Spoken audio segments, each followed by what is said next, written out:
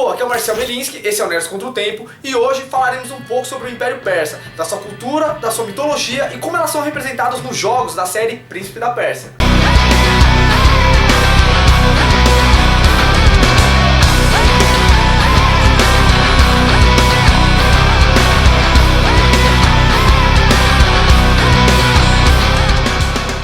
Os persas, no princípio, eram uma pequena tribo de pastores que viviam no norte da Mesopotâmia, onde hoje fica o Irã. Por anos, os persas foram dominados por grandes impérios. O primeiro deles foi os assírios. Eles eram um povo guerreiro, eles foram os primeiros a fabricar armas de ferro.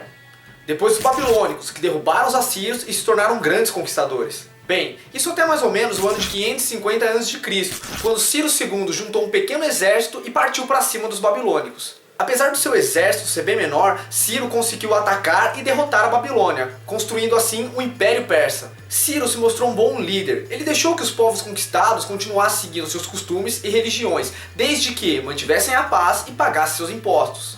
Os descendentes de Ciro II continuaram a expansão do Império Persa. Esses governantes ficaram conhecidos como Dinastia Aquemênida. Dario, um dos descendentes de Ciro II, foi o cara que governou o Império Persa durante seu auge. Ele mandou construir uma cidade nova, que fosse o símbolo do poder do Império Persa. Essa cidade ficou conhecida como Persépolis. Persépolis era tanto a capital administrativa quanto a capital religiosa do Império. O curioso é que essa capital ficava fechada pela maior parte do ano. Ela só era reaberta em alguma ocasião especial, como o Ano Novo, por exemplo. A religião do Império Persa era chamada de Zoroastrismo, que seguia os ensinamentos de um profeta chamado Zoroastro ou Zaratustra. Zaratustra pregava que só existia um único Deus, chamado Ahura Mazda, e que tudo na existência girava em torno da dualidade, como quente e frio, claro e escuro, e é claro, o bem e o mal. De acordo com essa religião, o ser humano poderia escolher que caminho seguir, se ele fosse bom ou se ele fosse mal. Porém, depois da morte, ele seria julgado. Se por acaso ele tivesse sido bom, ele seria recompensado. Se ele tivesse sido mal, ele seria punido. Apesar dessa ser uma doutrina bem parecida com o que Jesus Cristo tentou difundir, essa religião veio 6 séculos antes. O zoroastrismo é uma religião que é considerada uma das primeiras monoteístas, ou seja, com um único Deus, e ela era seguida pela grande maioria dos persas, inclusive os reis. Eles chegaram à brilhante conclusão que, para acabar com o mal do mundo, todos os povos deveriam obedecer ao Império Persa, sendo assim, todos eles deveriam ser conquistados. Apesar de entrar em guerra e conquistar muitos povos, os persas ainda assim respeitavam a doutrina instituída por Ciro II. Eles permitiam que os povos conquistados ainda mantivessem os seus costumes. Eles chegavam até a dar novas terras para esses reis que tiveram seus povos conquistados. Isso era uma maneira de se evitar a vingança. Eles também chegaram a libertar vários povos escravizados por outros. Muito disso é mostrado na série de jogos Príncipe da Pérsia e também na sua adaptação cinematográfica lançada em 2010. Essa adaptação é baseada na trilogia de jogos As Areias do Tempo. Give me the dagger. No. You have unleashed the sands of time. I can undo what you have done. Give it to me. O filme, no caso, conta a história do menino Dastan, que ele é adotado pelo rei Sharaman e criado como um príncipe. Alguns anos mais tarde, juntamente com seus irmãos e seu tio, Dastan lidera uma invasão à cidade de Alamut. Eles acreditavam que lá estavam sendo confeccionadas algumas armas para os inimigos do Império Persa. Lá, eles capturam a princesa Tamira e também uma adaga que tem o poder de fazer o tempo voltar.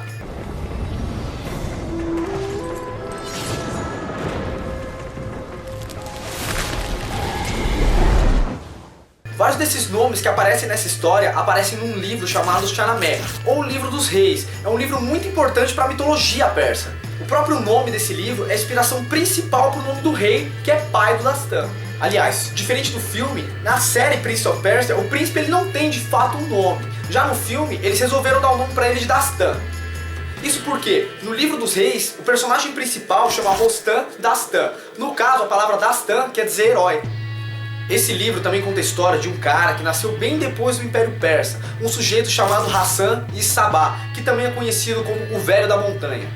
Esse cara fundou uma ordem que tinha uma perspectiva um pouco diferente de islamismo. Os praticantes dessa ordem eram conhecidos como Hashashins, ou assassinos. Foi essa ordem que deu inspiração à série de jogos chamada Assassin's Creed.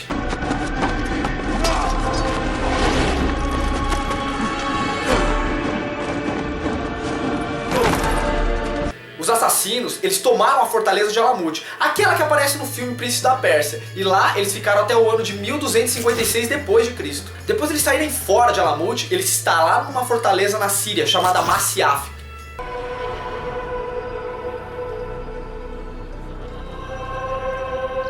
Bem, mas chega de Assassin's Creed por enquanto. Essa série ainda vai ter muito espaço aqui no canal, então vamos voltar a falar do Império Persa. De qualquer maneira, a série Príncipe da Pérsia retrata o Império Persa como uma civilização muito próspera, bem diferente do que é mostrado na série de filme 300.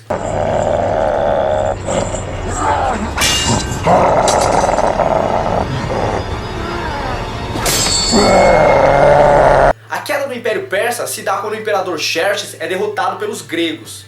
Porém, quem dá o tiro de misericórdia é Alexandre o Grande, como a gente viu lá no episódio de História da Grécia.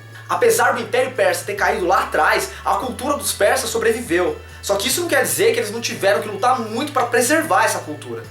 O pessoal que mora no Irã hoje em dia não gosta nem um pouco de ser confundido com árabe. Esses iranianos ainda têm muitos costumes que vieram lá dos persas, e eles tiveram que brigar muito com os árabes para conseguir preservar esses costumes.